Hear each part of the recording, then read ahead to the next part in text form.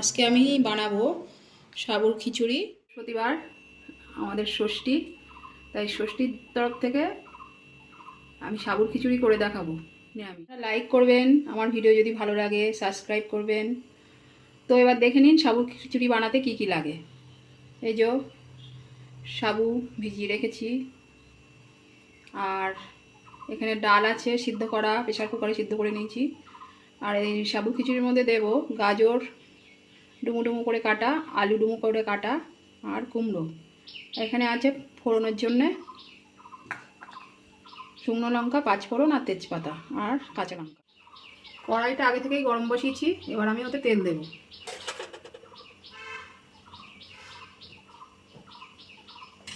সর্ষের তেল দিয়ে দিলাম। আপনারা যদি মনে করেন সাদা তেল দিয়ে বানাবেন তাও পারেন, আমি সর্ষের তেল দিয়ে করছি। গরম হয়ে গেছে, আমি এতে ফোড়নগুলো দিয়ে দিলাম।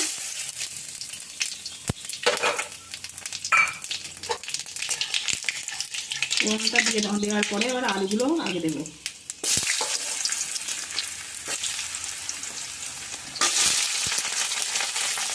গাজরগুলো দিয়ে দিলাম।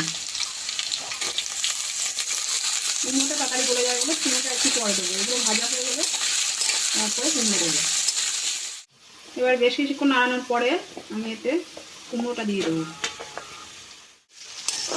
এবার নাড়ানোর পর আমি এতে লবণ আর একটু হলুদ দিয়ে দিচ্ছি।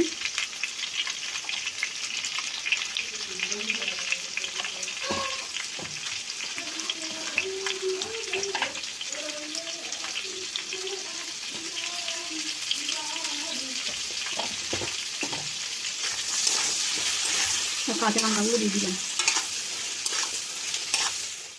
এবার আমার এগুলো ভাজা মোটামুটি হয়ে এসছে, এবার আমি সাবুগুলো ঢেলে দেবো।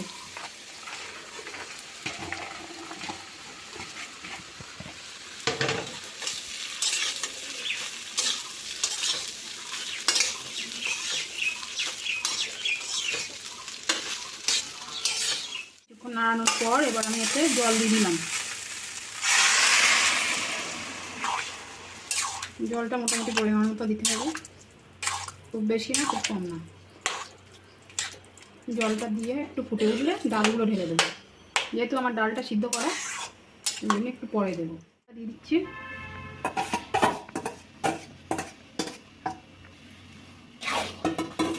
ডালটা দিয়ে আর একটু জল দিতে হবে, না একটু শুকিয়ে আসবে একদম।